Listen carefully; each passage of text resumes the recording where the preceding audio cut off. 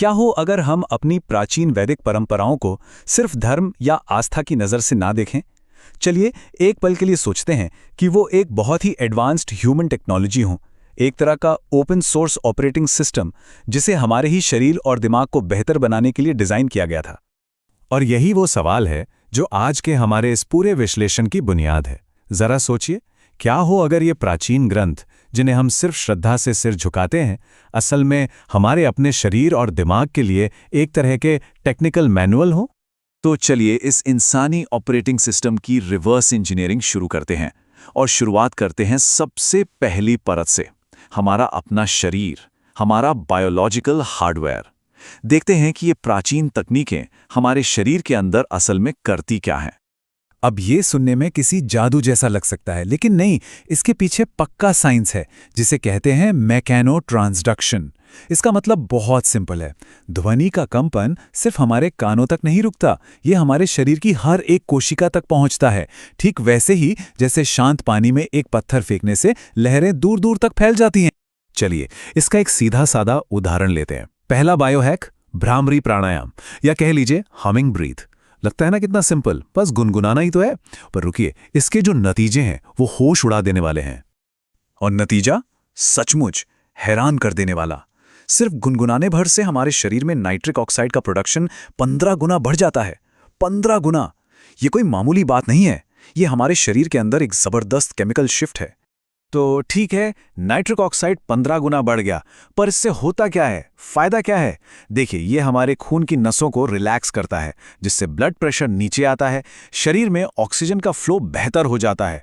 और इतना ही नहीं, ये एक नेचुरल शील्ड की तरह भी काम करता है, जो हमें इन्फेक्शन से बचाता है। अब आते हैं दूसरे बायोहैक पर, ओम का जाप। ये सिर्फ एक आवाज नहीं है। जरा इन fMRI स्कैन्स पर नजर डालिए। एक तरफ है तनाव से भरा दिमाग और दूसरी तरफ ओम का जाप करते हुए। देखिए कैसे दिमाग का जो डर वाला सेंटर है, एमिगडाला, वो एकदम शांत पड़ गया है। यह है मन की शांति का साइंटिफिक प्रूफ। अब बात करते हैं न्यूरोप्लास्टिसिटी की। ये एक फैंसी शब्द है, पर इसका मतलब बड़ा कमाल का है। हमारा दिमाग बदल सकता है, खुद को और मजबूत बना सकता है। और वैदिक पंडितों पर हुई स्टडीज यही दिखाती हैं। सालों के अभ्यास से उनके दिमाग की बनावट ही बदल जाती है। उनके ब्रेन में ग्रे मैटर की डेंसिटी 10% से भी ज्यादा पाई गई। सोचिए, ये तो अपने दिमाग को अपग्रेड करने जैसा हुआ। तो ये तो हुई हार्डवेयर की बात, हमारे शरीर और दिमाग की। अब जरा इसके सॉफ्टवेयर पर नजर डालते हैं, यानी वो सिस्टम, वो तरीका जिससे इस हजारों साल पुराने ज्ञान को इतने परफेक्शन के साथ बचाया गया कि आज का कंप्यूटर साइंस भी देखकर हैरान रह जाए। ये असल में एक तरह का ह्यूमन एरर करेक्शन सिस्टम था। कितना गजब का आइडिया है ना? शब्दों को बस सीधा सीधा नहीं रटना था, उन्हें एक मैथमेटिकल पैटर्न में दोहराया जाता था, जैसे अ ब फिर ब अ फिर अ ब स। इससे होता यह था कि अगर एक भी शब्द इधर से उधर हुआ तो पूरा पैटर्न टूट जाता और गलती फौरन पकड़ में आ जाती। मतलब हजारों साल तक डेटा को बिना किसी करप्शन के सुरक्षित रखने का एक फुल प्रूफ तरीका। और अब जो मैं बताने वाला हूं वो आपको चौंका देगा। ये प्राचीन सिस्टम आज की सबसे एडवांस टेक्नोलॉजी ब्लॉकचेन से कितना मिलता जुलता है। एक तरफ वैदिक पाठ जो शब्दों को एक दूसरे से जोड़कर उन्हें बदलने से रोकते हैं, और दूसरी तरफ ब्लॉकचेन जो डेटा के ब्लॉक्स को क्रिप्टोग्राफी से जोड़कर उन्हें बदलने से रोकती है। मकसद दोनों का एक ही, डेटा की परफेक्ट सिक्योरिटी। और बात सिर्फ पैटर्न की नहीं है, भाषा की भी है। सोचिए, 1985 में नासा के एक रिसर्चर रिक ब्रिग्स इस नतीजे पर पहुंचे कि संस्कृत का स्ट्रक्चर इतना लॉजिकल और सटीक है कि वो आर्टिफिशियल इंटेलिजेंस यानी एआई के लिए सबसे परफेक्ट भाषा हो सकती है। ऐसा लगता है जैसे इस भाषा को डिजाइन ही किया गया था ज्ञान को बिना किसी गलती के पीढ़ी दर पीढ़ी आगे बढ़ाने के लिए। तो हमने हार्डवेयर देख लिया, सॉफ्टवेयर भी देख लिया। अब चलते हैं सबसे ऊपर की लेयर पर, उस विजन पर, उस गहरी सोच पर जिसने सिर्फ प्राचीन ऋषियों को ही नहीं बल्कि 20वीं सदी के सबसे ब्रिलियंट साइंटिस्ट्स को भी अपनी तरफ खींचा। क्वांटम फिजिक्स के फाउंडर्स में से एक इरविन श्रोडिंगर, जब वो यूनिवर्स के अजीबोगरीब नियमों को समझने की कोशिश कर रहे थे तो उन्हें जवाब कहाँ मिला? वेदांत में। क्वांटम फिजिक्स कहती है कि आप किसी चीज को देखे बिना उसके बारे में कुछ नहीं कह सकते। मतलब देखने वाला और देखी जाने वाली चीज दोनों जुड़े हुए हैं। और यही आइडिया कि सारी चेतना एक है, उन्हें वेदांत में मिला। अब जरा इस नंबर पर गौर कीजिए। वैदिक कॉस्मोलॉजी के हिसाब से ब्रह्मा का सिर्फ एक दिन, जिसे एक कल्प कहते हैं, वो होता है 4.32 अरब साल का। और आज की मॉडर्न साइंस हमारी धरती की उम्र कितनी बताती है? करीब करीब 4.54 अरब साल। मशहूर एस्ट्रोनॉमर कार्ल सेगन भी इस बात से हैरान थे कि दुनिया की किसी भी और प्राचीन सभ्यता की सोच में समय के इतने बड़े आंकड़े नहीं मिलते। सवाल यह है कि क्या यह सिर्फ एक इत्तेफाक है?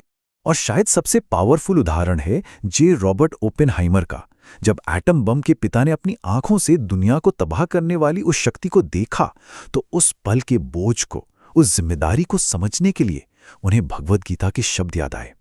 तो हार्डवेयर, सॉफ्टवेयर, विजन, ये सब हमें कहाँ ले जाता है? इन सब टुकड़ों को जोड़ने पर तस्वीर क्या बनती है? तो इस पूरी चीज को हम एक टेक स्टैक की तरह देख सकते हैं। सबसे नीचे है हार्डवेयर लेयर, मंत्रा और प्राणायाम जो हमारे ब्रेन और जीन्स तक को बदल सकते हैं, जैसे आज हम न्यूरोप्लास्टिसिटी और एपिजेनेटिक्स की बात करते हैं। फिर आती है सॉफ्टवेयर लेयर, संस्कृत और उसके पाठ जो एआई और ब्लॉकचेन जैसे लगते हैं। और सबसे ऊपर है विजन, वेदांत की कॉस्मोलॉजी, जिसकी झलक हमें क्वांटम फिजिक्स और एस्ट्रोफिजिक्स में मिलती है।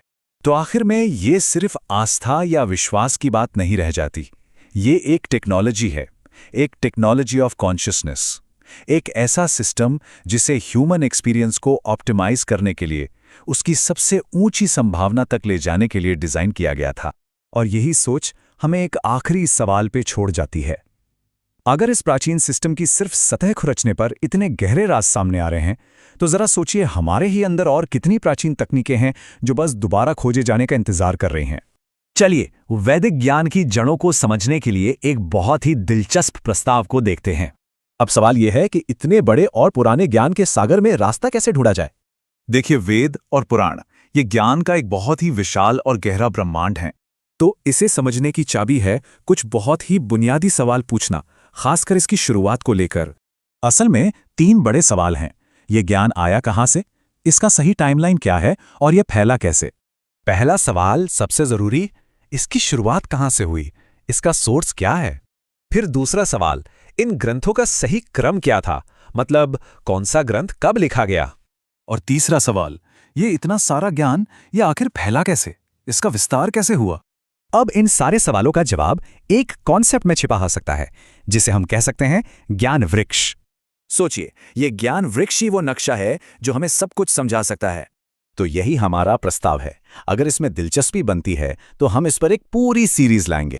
ये एक ऐसा सफर होगा जो हमें इस ज्ञान की जड़ों से लेकर इसकी शाखाओं तक ले जाएगा। तो बताइए, क्या ज्ञान के इस अनोखे सफर की शुरुआत की जाए?